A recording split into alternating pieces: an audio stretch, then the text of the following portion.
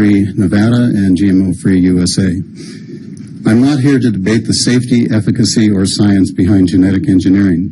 What I will say is that the pro-GMO argument is utterly stacked against truth, transparency, and most importantly, any acknowledgement that the science is experimental, not conclusive, a work in progress, but not ready for prime time, despite the reality that some 80 to 90% of food products on the shelves contain GMOs. A devious revolving door policy at the highest levels of regulation has biotech and pro-GMO academics flowing freely between the FDA, USDA, NRC, and EPA, and back again. These individuals are responsible for both the policies governing food labeling, which GE products come to market, and how these products will be justified despite a lack of testing.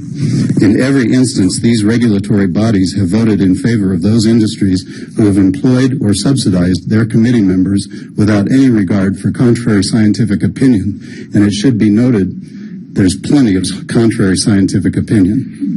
It's time to get the wolves out of the hen house as guardians of our health. If the FDA refuses to test GE foods and accepts industry science as gospel, then we should at least be told via labeling which foods have been bioengineered so that we can make informed choices.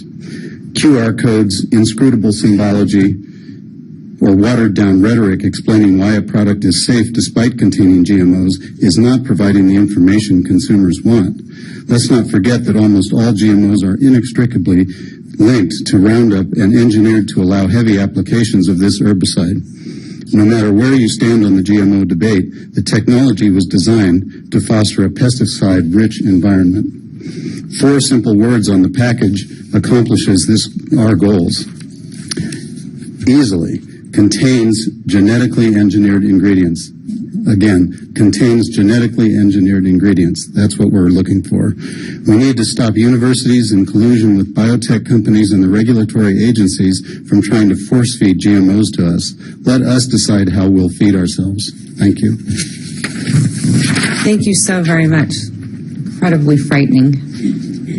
Karen Davidson, followed by Libby Lovig. Madam Mayor and council members, thank you. I was here several months ago as a part of a team from Label GMO Nevada.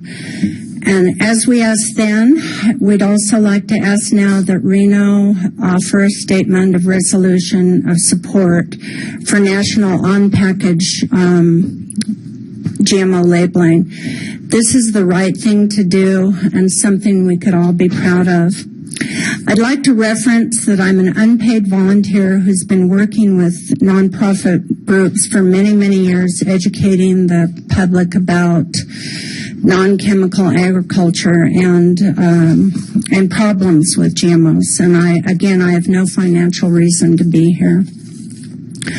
I'm also not here today to offer any science about this matter. Our group has already presented over 2,000 peer-reviewed studies for the public record, for the city's public record. I just would simply like to present a couple of facts. GMOs were allowed on the market by our FDA without any human safety testing whatsoever. They were simply granted substantial equivalence with other crops and allowed GRAS status, that means generally recognized as safe, usually reserved for very common food items like salt or vinegar. To this day, there have still never been any human or epidemiological studies on GMOs. Now these are unlikely to take place, as any such studies would probably not be able to clear through any IRB or ethics board. There's simply too much controversy about their safety based on countless worrisome animal studies in the literature.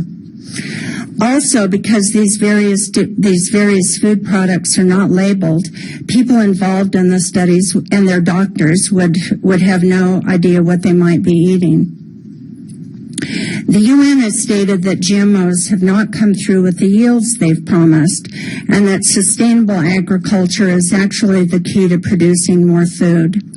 So Any so-called extra yields have been because the type of plant selected for modification was already associated with extra yields. As far as the feed the world myth we hear again and again, I'd like to point out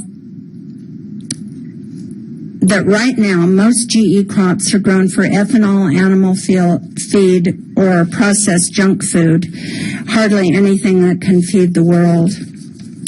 To close, I'd again like to reiterate our request for a statement or resolution of support for national GMO labeling, as many cities have already done. Thank you. Thank you. Great idea. Libby Lovig, followed by Lynn Dodge. Good morning. My name's Libby Lovig. I'm a registered dietitian, and I'm also licensed in the state of Nevada. I've worked for the Dairy Council of Utah, Nevada for the past 20 years. My job there is as a nutrition educator to help the public and health professionals understand research that's coming out. So I'd just like to take a minute to provide some information about genetically modified organisms or genetically engineered organisms to you guys so you have it. Genetic modification or genetic engineering has been taking place for thousands of years. First, it was natural selection, and it was survival of the fittest as the plants and the animals survived harsh conditions and continued to reproduce. Farmers and ranchers and producers discovered that and have employed it and valued that as crossbreeding plants and animals to increase yield. As we face the prospect of feeding 9 billion people by the year 2050, the farmers, ranchers, scientists, and politicians must embrace new technologies that allow us to use more efficient and sustainable production methods. Genetic engineering does just that. It does what natural selection does in a much more expedient and controlled manner.